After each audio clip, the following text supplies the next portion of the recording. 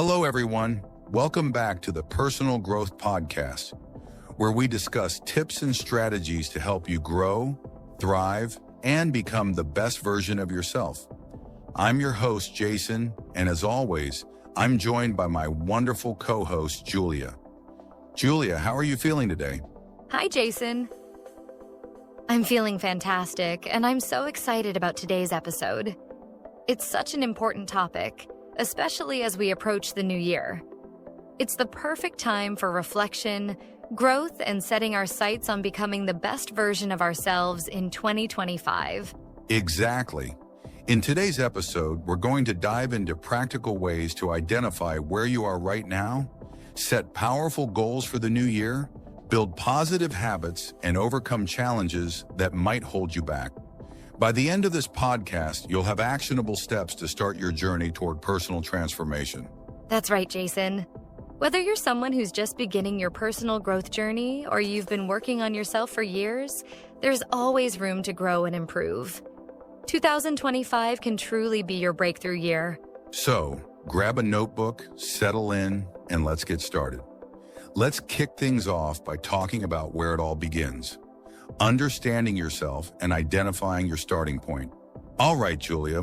Before we can talk about setting goals and building habits, let's start with the most important step. Figuring out where you are right now. Why do you think self-awareness is so crucial for personal growth? It's absolutely essential, Jason. If you don't know your starting point, how can you map out the journey to where you want to be?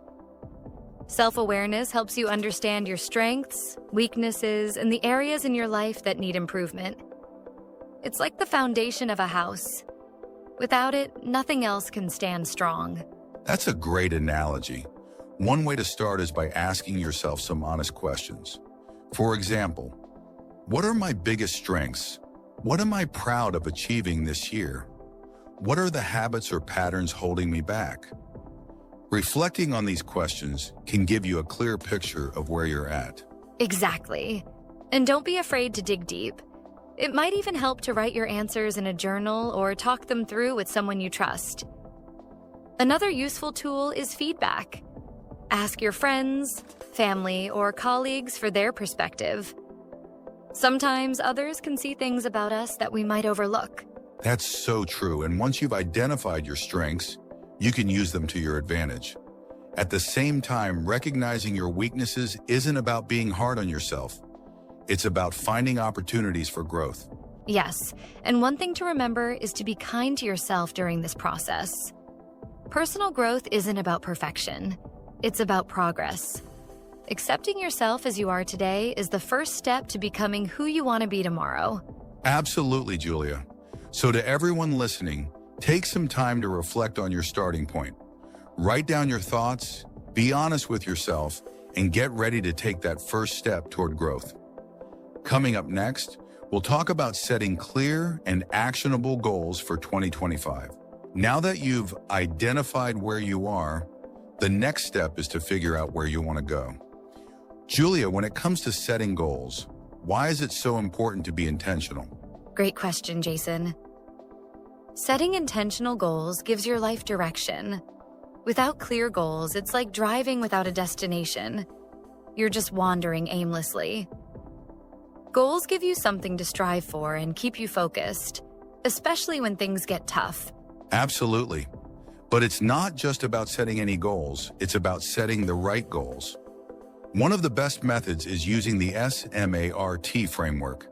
That means your goals should be specific, measurable, achievable, relevant, and time-bound. Julia, can you break that down for us? Of course. Let's start with specific. Instead of saying, I want to get better at English, say, I want to improve my English vocabulary by learning 10 new words every week. Being clear about what you want makes it easier to take action. Right.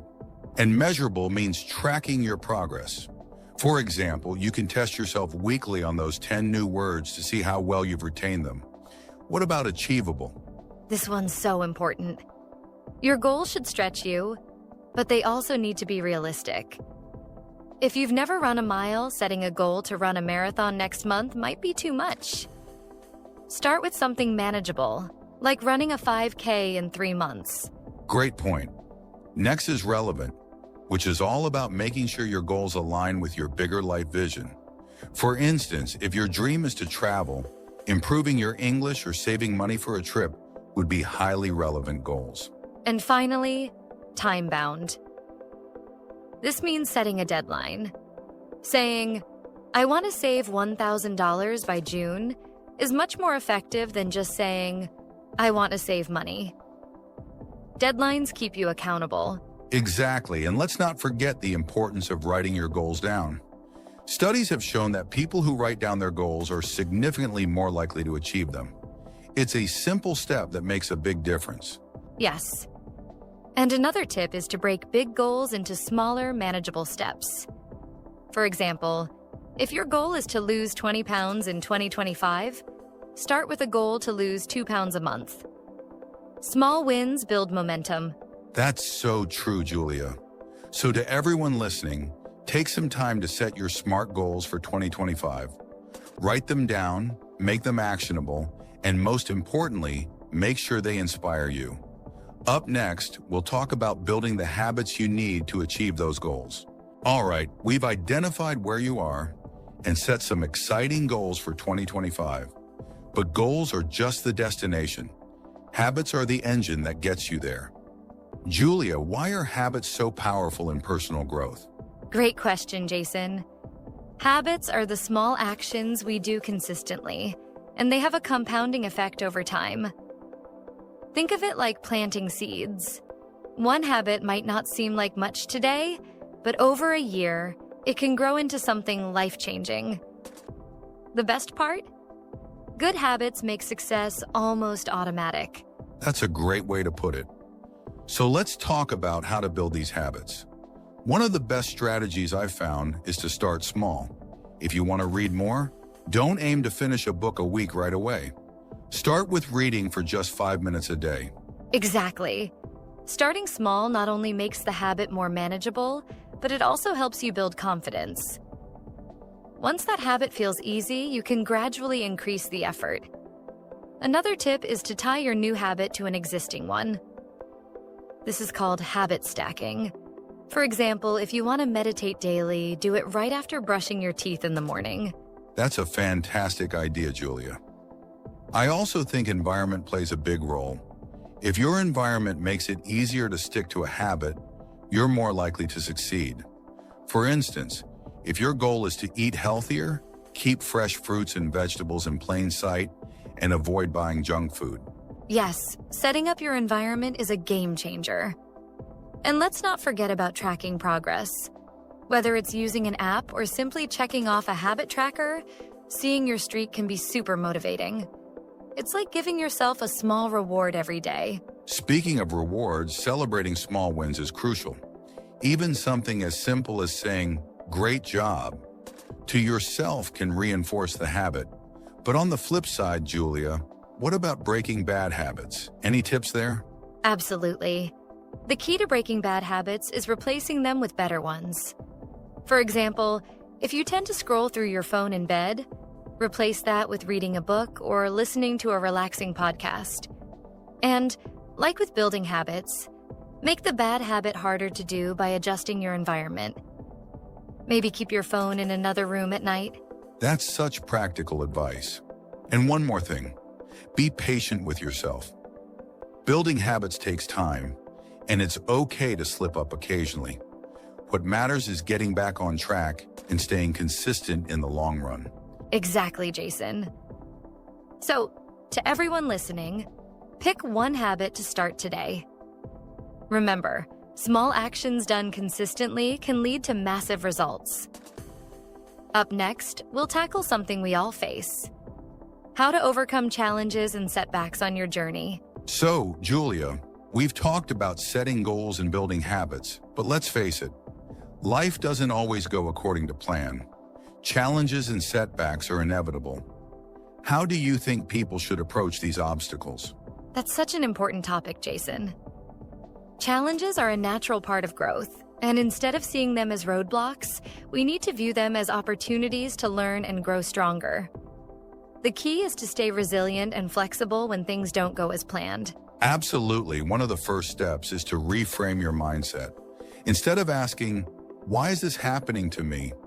ask, "What can I learn from this?" That small shift can turn frustration into motivation. That's a great point. Another important strategy is to break big challenges into smaller, manageable pieces. For example, if you're overwhelmed by a big project at work, focus on completing just the first step. Sometimes, taking that one small action can make the rest feel less intimidating. Yes, and I'd add that leaning on a support system is crucial. Whether it's friends, family, or a mentor, talking about your challenges can give you fresh perspectives and encouragement. You don't have to face everything alone. Exactly. And let's not forget self-care. When we're stressed or overwhelmed, it's easy to neglect our well-being, but that's when we need it most. Simple things like getting enough sleep, eating well, and taking breaks can make a huge difference in how we handle challenges. That's so true.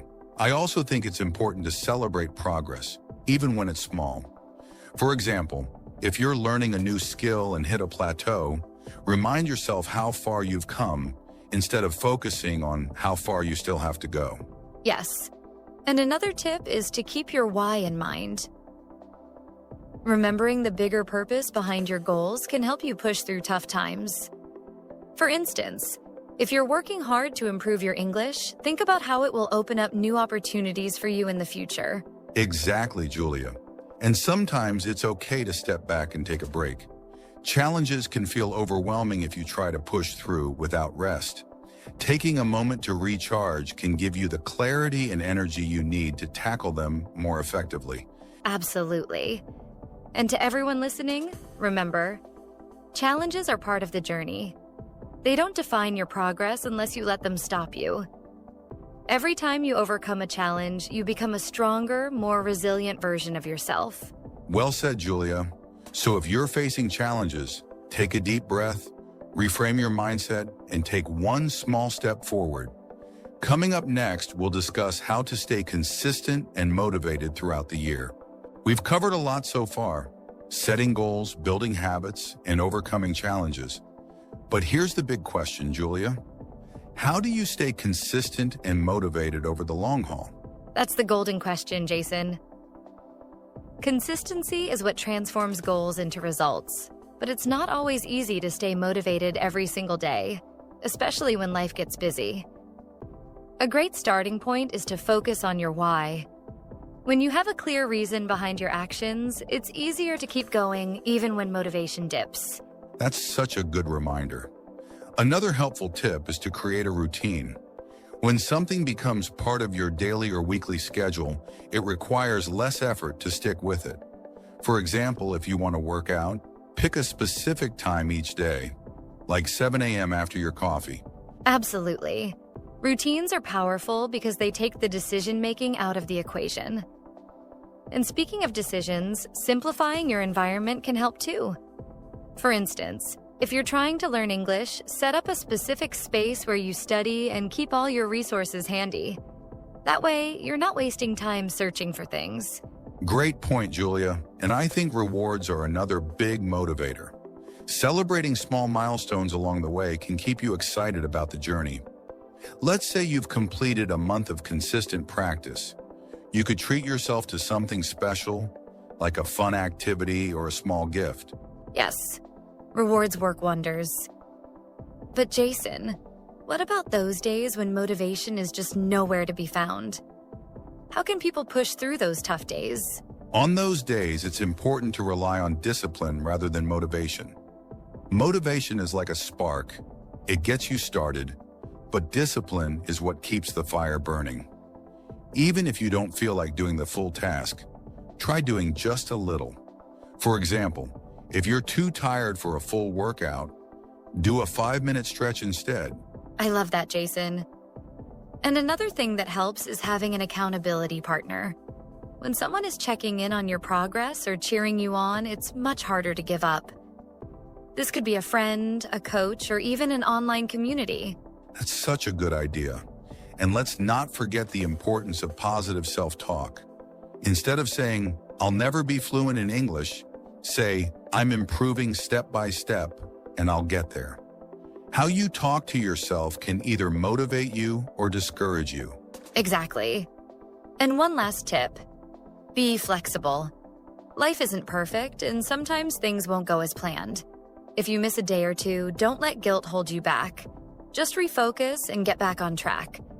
Consistency doesn't mean being perfect. It means showing up more often than not. Well said, Julia. So to all our listeners, consistency and motivation are like two sides of a coin. Build routines, celebrate wins, and stay kind to yourself along the way. Coming up, we'll wrap up with some final tips on becoming the best version of yourself in 2025. All right, Julia, we've had an amazing conversation today. Before we wrap up, let's leave our listeners with some actionable tips they can start using right away to become the best version of themselves in 2025. What's your first tip? My first tip is simple. Take one small action today. Don't wait for the perfect moment or a new year to start working on your goals. It could be writing down your goals, reading one page of a book, or even just drinking an extra glass of water for your health. That's a great one, Julia. My tip is to reflect regularly. Spend a few minutes at the end of each day or week reviewing your progress. Ask yourself what went well, what didn't, and what you can improve. Reflection helps you stay focused and adjust your approach when needed. I love that, Jason. My second tip is to surround yourself with positivity. This could be inspirational books, podcasts, or people who motivate you to grow. Remember, your environment has a huge impact on your mindset and actions. Absolutely. And here's my final tip. Be patient with yourself. Growth is a journey, not a sprint. Celebrate every step forward, no matter how small it feels. Consistency and kindness to yourself are the keys to lasting change. Well said, Jason. So, to everyone listening, take these tips and start applying them one step at a time. The best version of yourself isn't created overnight. It's built through small, consistent actions over time. Exactly. And remember, 2025 is your year to shine. Thank you so much for joining us today. We hope you found this episode helpful and inspiring. Don't forget to subscribe to the channel and share this podcast with anyone who might need a little extra motivation. Yes, and let us know in the comments what action you're taking today to start your journey. Until next time, stay positive and keep growing. Take care, and we'll see you in the next episode. Thank you so much for spending your time with us today. We truly hope this episode has inspired you to take meaningful steps toward becoming the best version of yourself in 2025. Remember, growth doesn't happen all at once. It's a journey of small, consistent actions. Every step you take brings you closer to your goals, so don't be afraid to start today. If you enjoyed this podcast, please give it a like, subscribe to our channel, and share it with someone who might benefit from these tips. And we'd love to hear from you. What's one thing you're doing to improve yourself this year? Let us know in the comments below. We're here to cheer you on. That's all for today. Stay motivated, keep learning, and remember, you have what it takes to make 2025 your best year yet.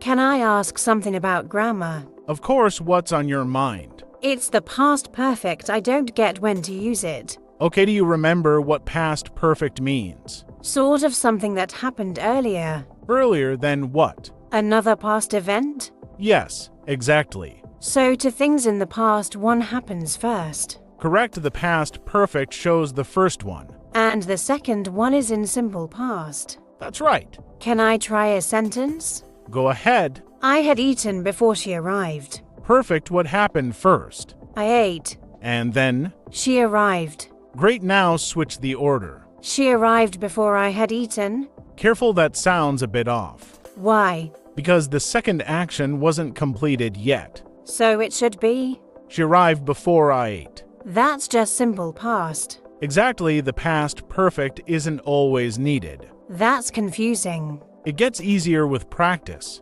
Is it wrong to use it too much? Not wrong, but it can sound unnatural. So when is it best? When the time relationship isn't clear from the words. Like, By the time she arrived, I had left. that makes sense. Without had left, it's unclear who left first.